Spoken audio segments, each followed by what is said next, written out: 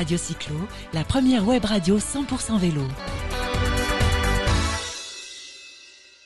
Voilà, on est sur le stand toujours au salon du vélo à Lyon. Hein. On est devant une boîte de vitesse, vous allez voir, c'est génial. Je suis avec Vincent.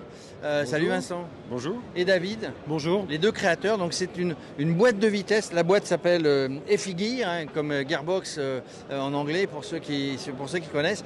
Vous avez créé une boîte de vitesse. En gros, je résume, hein, mais vous m'arrêtez si j'ai une bêtise. Une boîte de vitesse automatique qu'on peut mettre sur un vélo musculaire ou sur un vélo assistance électrique couplé à un moteur. Alors effectivement, on a une boîte de vitesse avec un système de changement de vitesse électrique sur une motorisation électrique. Nous allons porter le changement de vitesse électronique sur la boîte mécanique, enfin au sens musculaire du terme, dans l'année qui vient. Donc on a d'abord travaillé sur la version électrique puisque c'est là où il y avait le besoin qui était le plus important. Et maintenant on va implémenter ça et porter cette innovation sur notre produit en propre. En gros David, si je comprends bien, on est sur une boîte auto comme sur une voiture mais sur un vélo. C'est tout à fait ça. C'est tout à fait ça. C'est à partir du moment où on vient vers moi parce qu'autrement tu vas sortir du champ. Les auditeurs ils vont dire bon qu'est-ce qui se passe? C'est quoi cette voix off? Donc non, à partir du moment où on met un moteur électrique, l'électrification et le passage des vitesses automatiques fait encore plus sens. Donc c'est pour ça que dans le travail qu'on a eu en partenariat avec Valeo, on a mis au point ce sélecteur automatique des vitesses sur lequel on peut reprendre la main, on peut repasser les vitesses en séquentiel et puis ça rebascule après en automatique si on le souhaite. D'accord, donc cette innovation, on a la possibilité de repasser en manuel. Toujours, un peu comme une boîte DSG qu'on va retrouver dans l'automobile ou Tiptronic ou autre. Et pareil dans le milieu du cycle, ça commence à arriver. Et donc cette innovation de changement automatique électronique à la base des vitesses qui permet l'automatisation du passage, on est en train de travailler à la ramener sur la version musculaire, c'est-à-dire que vous allez prendre votre vélo qui, même s'il n'aura pas d'assistance électrique, vous pédalez, vous accélérez, les vitesses vont passer, vous arrivez au feu rouge, vous arrêtez, vous oubliez. Ça veut dire qu'il y a des capteurs ou des choses comme ça? Oui, capteur de cadence, capteur de vitesse. Et puis après, il y a une petite carte électronique qui vient faire ses calculs, c'est loi de contrôle. Et l'avantage typique, par exemple, qu'on peut avoir, vous venez vous arrêter à un feu rouge, vous avez oublié de descendre vos vitesses, le système, lui, automatiquement... Il se remet au point mort. Exactement. Et vous n'avez pas l'air d'une nouille à lever la chaîne pour faire tourner le pédalier. Alors voilà, on a compris que parfois on avait l'air de nouille sur le vélo. Et quand on n'enlève pas les cales, on tombe aussi, on est encore plus nouille. Qu'est-ce qui vous a amené à créer ça? Vous étiez dans l'automobile, vous étiez dans le vélo, vous étiez des passionnés de vélo? Alors moi pour ma part, je suis revenu au vélo en 2015 quand j'ai acheté mon premier vélo VTT électrique. Et quand je suis monté dessus, j'ai été très rapidement persuadé qu'il allait se passer quelque chose au-dessus du vélo, enfin autour du vélo. J'ai commencé à vouloir rejoindre le monde économique du vélo pour commencer à y travailler. Moi j'ai fait toute ma carrière dans les télécoms. J'ai rencontré David en 2020, en octobre 2020, et on s'est associés 2 mois plus tard. En fait, David avait la technologie, moi j'avais du temps et de l'argent, et on s'est motivés ensemble à monter ce projet. Voilà, c'est ce qui s'appelle une bonne association. Attends, avant de continuer, on va aller voir les vélos, on va se mettre au milieu des vélos, puis on continue. Allez, suivez-nous. Montre-nous. Donc on se retrouve devant des boîtes de vitesse. Comment ça fonctionne? Montre-nous. On ne nous voit pas, mais on voit la boîte, ce qui est bien plus important. On a l'axe pédalier à ce niveau-là, là où on va pédaler, qui va venir entraîner l'axe de sélection qui se trouve là, par le biais de ce pignon. Et après, on a toute une série de pignons en cascade. Et à l'intérieur des pignons, on a un axe sur lequel on a des cliquets qui vont venir se lever les uns après les autres en fonction du pignon qu'on souhaite engager, en venant faire tourner cet élément à l'intérieur.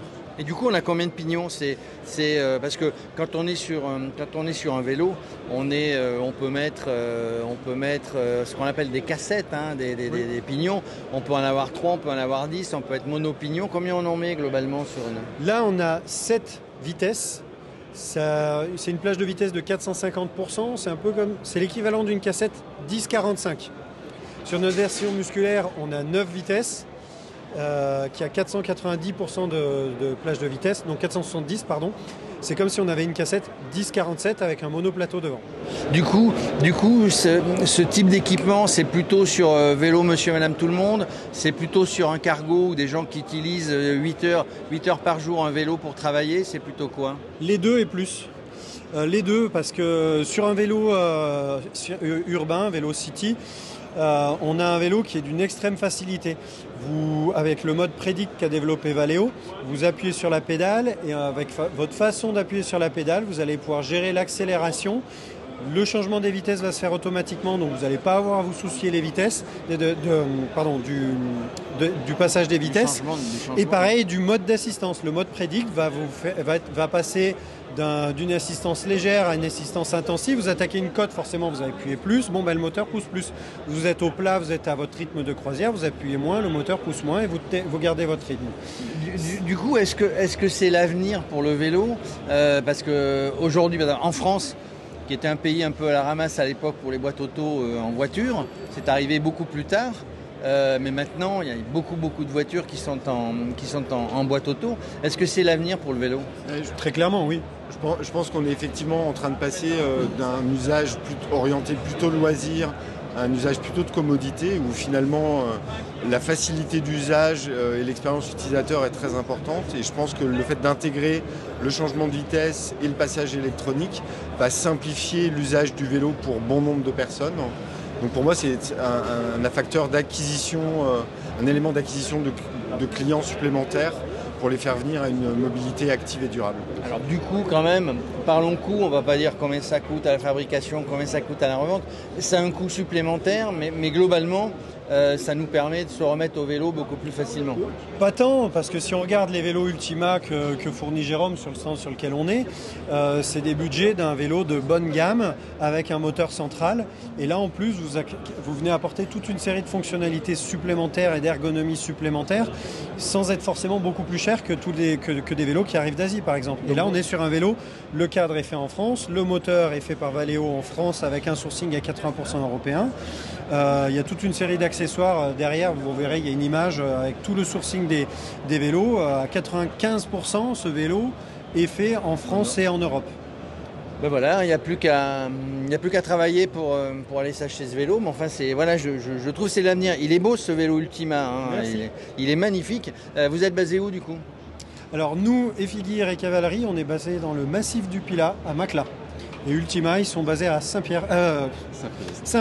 Voilà, ça reste donc, si je calcule bien, en région Aura, donc Auvergne-Rhône-Alpes, qui va être une région cette année privilégiée avec le Tour de France. Il y a 10 étapes en région Aura cette année. Peut-être qu'on aura l'occasion d'en reparler, parce que Radio Cyclo, Radio Sport, évidemment, sera sur le Tour de France. Merci messieurs. Merci à vous. Radio Cyclo, la première web radio 100% vélo.